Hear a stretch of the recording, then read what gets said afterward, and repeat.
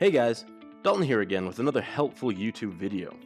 Today the main focus will be to help you all become more familiar with the Apple CarPlay system and how to successfully and effectively navigate this helpful feature.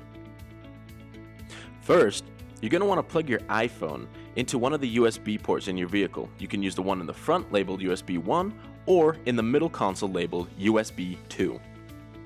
As soon as you have plugged it in, the MMI screen should show you this message asking if you would like to activate Apple CarPlay, followed by another message asking if you want to accept a data transfer. Agree to both of these options to continue.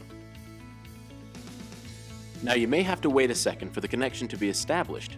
Once it's connected, you will get this message asking you to unlock your iPhone to start Apple CarPlay. Unlock your iPhone to continue. Once you get into Apple CarPlay, you should be able to recognize a lot of these apps and get a familiar layout to that of your iPhone. I'll go through a couple of these apps to get you a little bit more acquainted with the system. The first app that I wanted to show you is Apple Music. I think we can all agree, music is essential when cruising the streets in an Audi.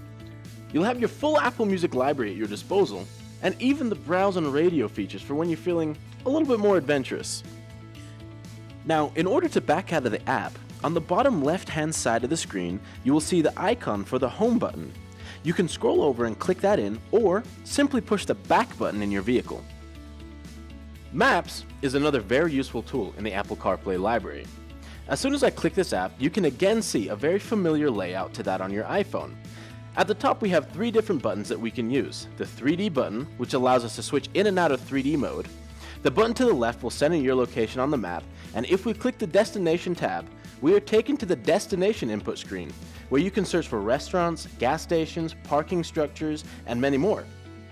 It also has all of your previously marked locations and saved addresses. The Messages app is a bit different. It will have Siri read your recent messages, and you can also use Siri to dictate a new message to whoever you'd like to send it to. The Phone app is similar to the iMessage app, where it will open with Siri so you can use voice command.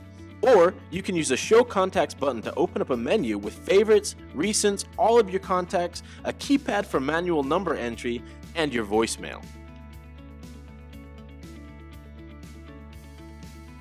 So that was just a brief intro into Apple CarPlay and some of the most important apps you can use. Now I want to show you some features that you can do on your phone to make this a little easier. So here, I'm just going to open up the CarPlay settings on my phone. Once I open those up, you're going to get two options. You're going to get turn on Bluetooth or USB only. For iPhone X and above, you're going to get the Bluetooth option. If you don't have an iPhone X, you're probably going to have to only use USB, which is fine because it works a lot better for audio quality. So here, once I open up the settings, you can actually see the display as it would be displayed on your MMI. And you can, just like you would on your iPhone, hold them in and move around and arrange the apps in your personalized order. So down here, I'd recommend turning on the Allow CarPlay while locked, which makes it so you don't have to unlock your phone every single time you use Apple CarPlay. It's a pretty cool feature and it's very useful. Thank you for watching, and be sure to subscribe to get more information on your vehicle, what's going on at Audi Salt Lake City, and in the Audi world. You guys have a wonderful day.